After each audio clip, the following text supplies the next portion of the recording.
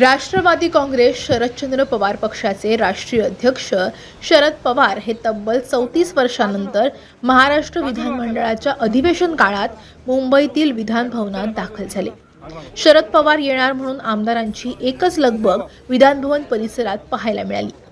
शरद पवार येणार असल्याच्या बातमीनं विधान भवनात सकाळपासूनच कमालीची लगबग सुरू होती.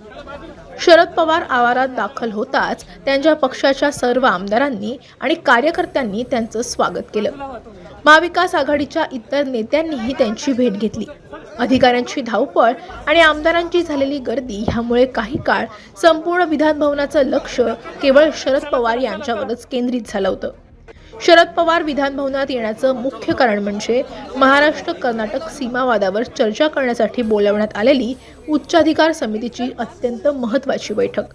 मुख्यमंत्री देवेंद्र फडणवीस यांच्या अध्यक्षतेखाली विधान भवनात ही बैठक पार पडली. आगामी काळात या प्रदीर्घ सीमा प्रश्नावर सर्वोच्च न्यायालयात अंतिम सुनावणी होण्याची शक्यता असल्यामुळे महाराष्ट्राची बाजू कायदेशीररित्या कशी भक्कमपणे मांडायची याची रणनीती आखण्यासाठी या बैठकीचं आयोजन करण्यात आलं होतं. शरद पवार हे सीमा प्रश्नाचे अभ्यासक आणि राज्याचे ज्येष्ठ नेते असल्यामुळे या समितीचे सदस्य म्हणून ते या बैठकीला उपस्थित राहिले.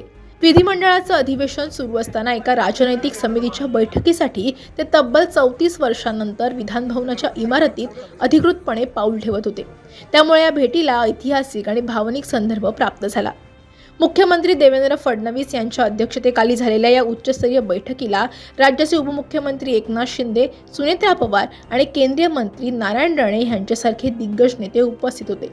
आजारपणावर मात करून एकनाथ शिंदे हे देखील या बैठकीला हजर झाले. एकनाथ शिंदे यांच्या तब्येतीची विचारपूस करण्यासाठी शरद पवार त्यांच्या दालनातही गेले होते.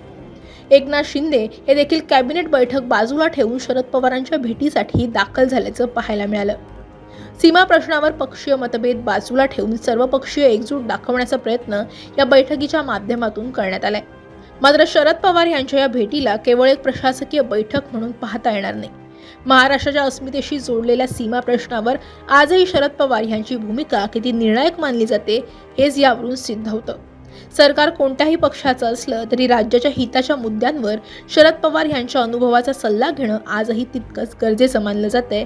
हेच या बैठकीनं पुन्हा एकदा अधोरेखित केलंय. Bureau report, Maharashtra times online, Mumbai.